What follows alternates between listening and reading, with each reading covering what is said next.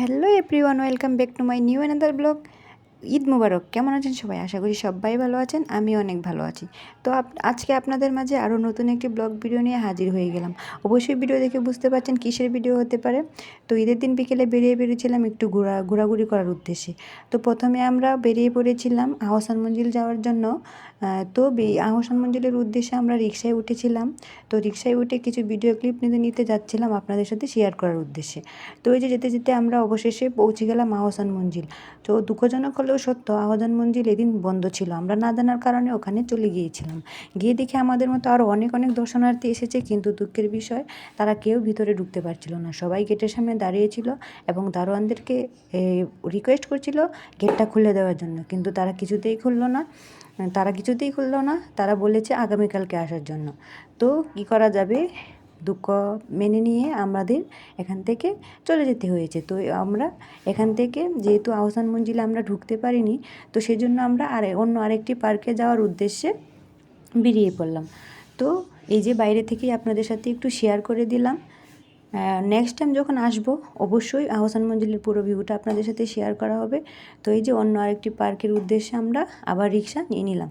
তো এই যে রিক্সায় বসে আমি ভিডিও ক্লিপ নিতে যাচ্ছি।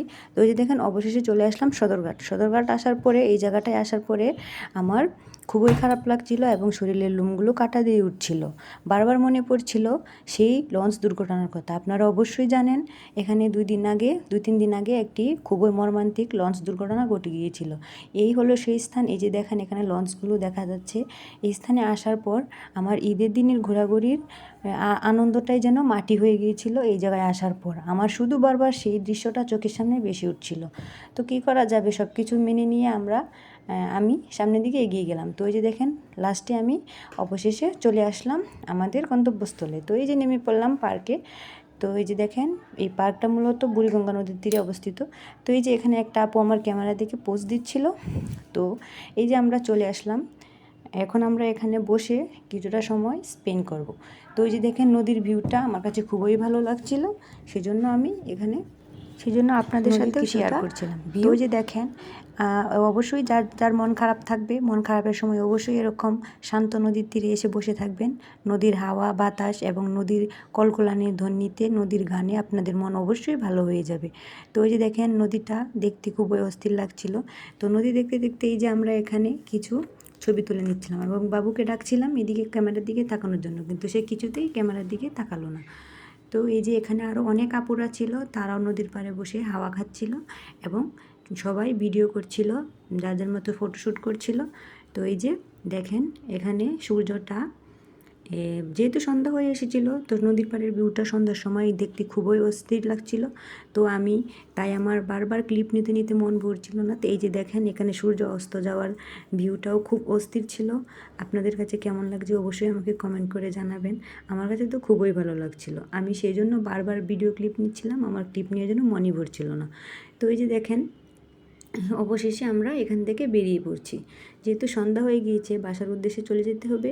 তো বাসার উদ্দেশ্যে যাওয়ার জন্য বের হয়ে এখানে দেখতে পেলাম, তো বাসার উদ্দেশ্যে বের হয়ে যাচ্ছিলাম, এমন সময় বের হওয়ার সময় এখানে দেখতে পেলাম ফুচকা। তো ফুচকা তো মেয়েদের ইমোশন, অবশ্যই সবাই সেটা জানেন। ফুচকা দেখে আর লোভ সামলাতে পারলাম না, তো এখানে অর্ডার করে নিলাম ফুচকা। তো আমি ফুচকা খেতে অনেক ভালোবাসি, কিন্তু আমার উনি ফুচকা খেতে একদমই ভালোবাসেন না। তিনি খাবে চটপটি, ঝাল চটপটি। তো ওই যে তার চটপটি চলে এসেছে, সে খাওয়া শুরু করে দিয়েছে। এখন আমার ফুচকা আসার পালা। এই যে আমার ফুচকাও চলে এসেছে। এই যে দেখেন আমার ফেভারিট ফুচকা। তো ফুচকা খাওয়ার পর আমরা বেরিয়ে যাব বাসার উদ্দেশ্যে। তো এখানে রিক্সা খোঁজা হচ্ছিল, রিক্সার জন্য বাবুকে নিয়ে এখানে দাঁড়িয়েছিল। তো এই যে অবশেষে আমরা রিক্সা পেয়ে গেলাম, এখন আমরা রিক্সায় উঠে পড়ব। এই যে আমরা রিক্সায় উঠে পড়েছি, এখন বাসার উদ্দেশ্যে রওনা দিয়ে দিয়েছি। তো যে দেখেন যেতে যেতে, যেহেতু ঈদ ছিল, ঈদের জন্য কোনো দোকানপাটি খোলা ছিল না, সবাই বাড়ি চলে গিয়েছে, সেজন্য বন্ধ ছিল। তো যে দেখেন এখানে ঈদ মেলা হচ্ছে, এটা আমার বাসার পাশেই। তো এখন আর যাব না, এখন আমরা ডাইরেক্ট বাসায় চলে যাব। রাত্রে আরেকবার এসে এখানে মেলায় জয়েন করবো। তো সবাই ভালো থাকবেন, সুস্থ থাকবেন, দেখা হচ্ছে নেক্সট ভিডিওতে।